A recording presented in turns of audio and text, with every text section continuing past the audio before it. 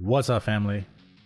Welcome back to the Stop Sinking Show, where we go from struggle to flow.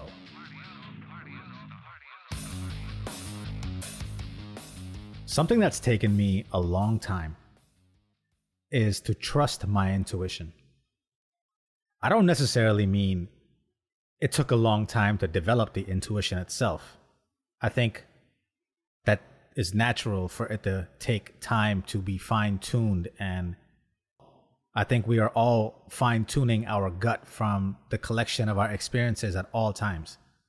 But to trust it, especially when it comes to making a decision or having any level of certainty to act from, that takes a while.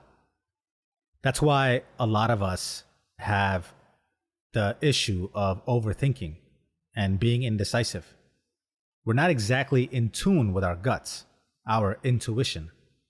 So we go on fact-finding missions instead of just getting in touch with how we feel about the decision that we are making. Because at the end of the day, no decision will ever point to being 100% correct. So the feeling is ultimately all that matters in the future. No matter how it goes, if you can live with it because you acted from a deep place within you that you're in touch with, then you can live with it.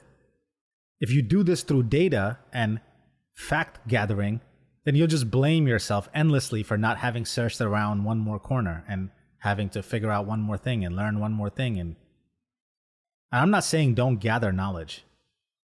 What I am saying is even after all of that, the decision has to be made from a visceral part of you that has some larger picture in mind that your brain can't articulate.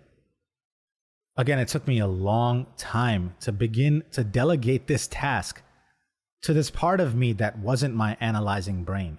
I like to analyze, plan everything on Excel sheets with Gantt charts and till I'm blue in the face. But all that data never moves me as much as when I'm coming from a deeper place. Even in the gym, it's only until very recently that I have started to take an intuitive approach. For a very long time, I just followed what was written and planned for without negotiating with it at all. If that's what was planned, that is what will get done. I used to bring my laptop to the gym just so I can write in my Excel sheet. Dr. LePera calls this having a rigid resource boundary. Like going to the gym at a certain specific time or making sure you always do the thing that you have planned for and not having any flexibility around the boundaries of plans, no matter what the external situation or the internal state might be. And I still propose this in a weird way. If you struggle with being consistent is not my problem. But maybe for a while, I was trying to prove that to myself. And maybe we all need to for a while. That I can stick with anything. That I can do the difficult thing, no matter how I'm feeling. That I will follow the plan, no matter the circumstance. I've worked out sick, throwing up, injured, drunk, after working 48 hours straight with no sleep. Anything that you can imagine. If I had planned for it, it got done. Again, if you're not consistent, this is where you need to be before you can say this about yourself. You don't graduate to trusting your intuition until you know that your intuition isn't going to be your partner in crime in taking the easy way out.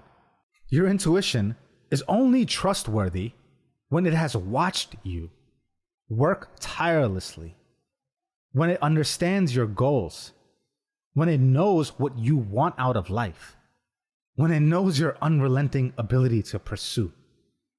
Only then can you let the conscious wheel, the reins go, and let the intuition drive. Until then, you're better off just trying to make a plan and stick to it, and get better at that first. But once you can say this about yourself, what I've gotten to now is a much different approach. I'm no longer trying to prove to myself that I can remain disciplined, show up, and follow the plan in the gym or otherwise. Take this podcast, for example. I come here, even if I speak for 5 minutes or 15 minutes, I show up. I'm not here trying to prove to myself that I can show up anymore. Maybe I was in the first 100 episodes. This is episode 350. 2 episodes a week, Monday and Thursday, since June 14th, 2021. If you haven't gotten that I show up by now, if my own psyche hasn't gotten that I show up by now, we got bigger problems. If I'm still trying to prove that, I'm coming from a hollow place. What I have started to show up for now is a completely different thing. It's much deeper than trying to prove anything to myself. And I think we all need to go through that phase first. It's hard to sidestep that internal feeling that you need to earn of needing to prove to yourself that you will show up at first. And I still have many areas in my life that I can apply this to. We're just talking about the willingness to follow your plan and the discipline to do so. That I bring to everything. Now, though, because I know that about myself, I trust my gut way more often. And I let it negotiate with my preset plans way more than I used to. The older bodybuilders in the gym will tell you this. Lift how you are feeling today. Forget what you came in here with on your mind. How did that last set feel? Do you feel strong today? The day you feel strong, even if you lift your top set and it was easier than you thought it can be, maybe go for another PR. But also, for the days you don't feel the strength, don't have the energy, going for that top set that you on any other day would be confident to do would be maybe better left for that other day. Again, for most people, this is not where you start. Your gut, your intuition, is easily confused by your surface level feelings, or you are confused, not knowing if the message coming to you is from surface level feelings or from deep within your gut. If I listen to my feelings, there's many leg days I wouldn't have even left the house. Your feelings are not reliable unless they are attuned to an intuitive sensibility that is also tied to your goals, to all of you. Most people don't push themselves hard enough and quit at the first sign of pain. If you trusted your feelings here, your surface level feelings, and didn't just follow the plan that you had set out for you, and gone through that phase to prove to yourself what you are capable of, that you are capable of following the plan, regardless of how you feel. If you haven't done that and proved to yourself, then at the first sign of your feelings flashing red with discomfort, you will quit. And you will think that that was acceptable because you were listening to your feelings, right? You're listening to your gut. But those feelings are only optimizing for the present. They just want to get you back to safety and comfort. They don't care about what leads you forward. Your intuition is much different than that. Your intuition is taking into account your ability, your fatigue, your desired destination, your time frame within what you want to achieve. It's taking all of that into account. It's not abandoning parts of you and elevating importance to other parts. If your intuition has witnessed you, watched you work through the difficulty, not quit, even when you easily could have, even when it would have been reasonable by all measures to do so, then one of the directives embedded into this intuitive self of yours, this intuition, is to make sure that any guidance it gives you is also taking into account the providing and deliverance of your ultimate goal. It will not abandon you to make the current pain more easy or more palatable. This is an important distinction to understand. Sometimes we opt to lift lighter loads because it's just easier, and we had a long day, and we aren't feeling good, and fill in the blank of valid reasons. And if we haven't built in a pattern and witnessed ourselves work through those things, the lifting of that light load that day just contributes to the mounting evidence our psyche has of our tendency to take the easy way out. That just going through the motions is sufficient enough for us.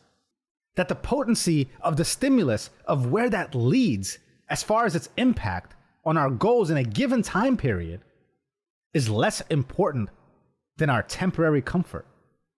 But If you have extended periods of your life where you can't even lie to yourself about your own ability to stick to the plan, then lifting the lighter load one day is the wisest decision you can make. First, because it's better than lifting no load. You can still practice the grooves and the mechanics, and this is not about exercise. And secondly, your gut now is a much more of a reliable source to base your decisions off of. It has much more of a holistic picture of you and your goals and your willingness to get them done. If tuned properly, it has no reason to question or doubt your ability to execute. So on a day it asks you to lift a lighter load, it's probably setting you up for lifting a heavier one another day. Ultimately, all still getting you towards your desired goal, not compromising, but acting as your best strategic ally. Your gut, your intuition, has knowledge that extends beyond your ability to summon any understanding. Ultimately, having too rigid a resource boundary and not having enough connection with the internal state can be too confining. It can keep you from expanding, and it doesn't serve the varying needs of your authentic self. Leaning into your intuitive self can serve as a channel and allow the source to express through you. But you have to make sure the experiences that are programming it, the movie it watches of you, the story it learns of you, is one where it learns to respect your devotion, your faithfulness, your promise, your truth. And then, and only then, it will take you to places where what's a light load to you now would have crushed who you were. I love you, family. Stay true always. I see you on the next show.